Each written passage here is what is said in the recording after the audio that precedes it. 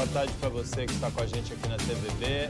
A partir de agora está no ar o Notícias em Debate desta segunda-feira, 17 de maio de 2010. O convidado é o coordenador regional do PSDB, Alberto Mourão. Boa tarde, Mourão. Boa tarde, Paulo. Boa tarde à população da Baixada Santista. É um prazer estar mais vezes no seu programa aqui, à disposição. O Alberto Mourão é prefeito de Praia Grande por 3 vezes, foi prefeito 3 vezes, foi deputado federal também e coordena o PSDB na nossa região. Você querendo conversar com ele, mandar palpite, opinião, comentário, sugestão, crítica, elogio, reclamação, o telefone é o 35632206 e o e-mail é o nd@tvb.com.br. Você e o Alberto Mourão fazem o programa de hoje. Eu vou começar perguntando sobre essa questão do desenvolvimento da Baixada Santista. O Alberto Mourão tem uma visão regional e tem muitos projetos de ampliação do porto, tem muitos projetos da Petrobras para a exploração do petróleo e do gás. Isso aí motivou uma capa da revista Veja São Paulo nesse fim de semana, focando exatamente esse boom que se espera para o litoral nos próximos 4, 5 anos.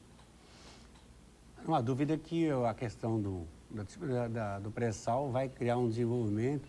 Você sabe que a exploração do petróleo, o resultado disso vai acontecer, leva 4 anos, 5 anos a produção efetiva, né? Porque você está na fase preparatória, que é implantar não só a infraestrutura em terra, né, de apoio à prospecção de petróleo e gás na Bacia de Santos. Então você tem que estar viabilizando tanto o escritório da Petrobras e toda a infraestrutura dela, como os futuros fornecedores dessas empresas, que podem ser os locais e aqueles que terão que vir de fora, que vão acabar se instalando aqui. Os investimentos que serão feitos também em alto mar, que automaticamente passarão por dentro da Baixada Santista. E óbvio que até você chegar no momento de você começar a tirar o primeiro metro cúbico de gás ou extrair o primeiro barril de petróleo, nós vamos demandar um período. Você já vai chegar no período de projeção total em 10 anos, pelo menos é o que a Petrobras fala. Aí é que está. Os investimentos antecipados vão criar um desenvolvimento regional. E gradativamente a receita do pré-sal, tanto dos royalties, vai criar uma melhoria das cidades que vão ser atingidas. Essa é a questão que se coloca em prática. Agora, a gente precisa também ter a percepção que ele não pode ser a solução de todos os nossos problemas, nem deve ser. Nós não podemos manter uma mão na economia regional sob pena de que quando o petróleo acabar daqui 20, 30, 40 anos, houver uma nova matriz de desenvolvimento para o mundo, fora da questão do petróleo, você tem uma região totalmente dependente dessa única economia. Então, nós temos que ampliar a atividade industrial, produtiva nessa região, Paulo, pensando que a gente abrindo essas fronteiras de exportação. O Brasil tem que abrir essas fronteiras, tem que exportar mais, produzir melhor e mais barato. Sem esse negócio de levar a matéria-prima para o interior, fabricar. Vamos dar um exemplo claro. Todo dia desce, né, de madrugada aquelas pás eólicas da energia, né? Você acha que tem sentido produzir isso no interior e exportar 90% disso? Já houve um projeto para fabricação em Guarujá, né, dessas pás. Está se tentando há muito tempo trazer para cá. Por quê? Quanto custa de transporte? Já sai direto para o navio, né? O transporte seria de valor menor, você agrega menos valor ao produto final, automaticamente você aumenta a competitividade internacional. Quer dizer, o produto sendo mais barato, você consegue competir em pé de igualdade. A gente fala muito no Brasil só de tributos. Os tributos precisam baixar, a gente precisa reduzirar a produção, né? Isso é fundamental nesse próximo governo, enfrentar essa questão da reforma tributária e reduzir os impostos que incidem sobre a produção, para poder tornar o país mais competitivo. Mas também precisa o empresariado reorganizar a sua forma de produção. Ele não pode só achar que o Estado é culpado. Ele também tem que olhar para dentro da sua logística de produção. E essa logística de produção envolve o quê? Aonde produzir e qual mercado que eu quero alcançar. É óbvio que o empresário faz isso? Faz. Mas alguns não estão fazendo. E a outra é que o próprio governo tem que incentivar a instalação de setores produtivos voltados à exportação na nossa região. Criar um polo de desenvolvimento industrial voltado à exportação e ao serviço. Nós tivemos na semana passada a secretária de Estado, Hillary Clinton, dos Estados Unidos, dizendo que a carga tributária brasileira, perto dos 40%, deveria ser um exemplo para os outros países porque essa arrecadação permite uma política de redistribuição de renda.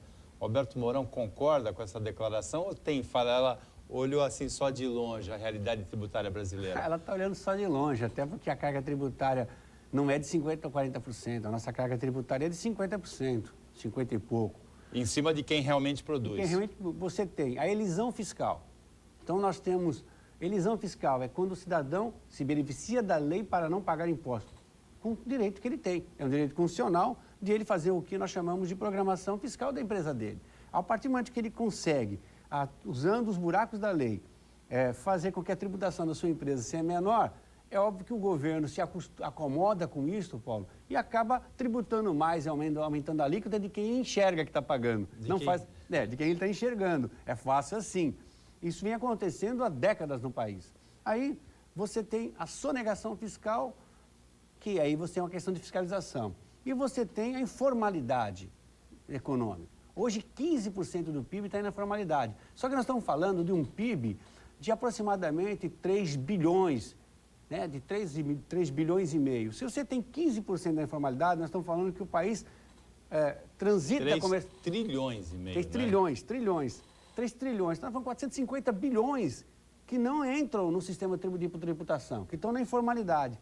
Isso, numa taxa de 30% de carga tributária, nós estamos falando de 150 bilhões a menos que entram nos cofres do governo.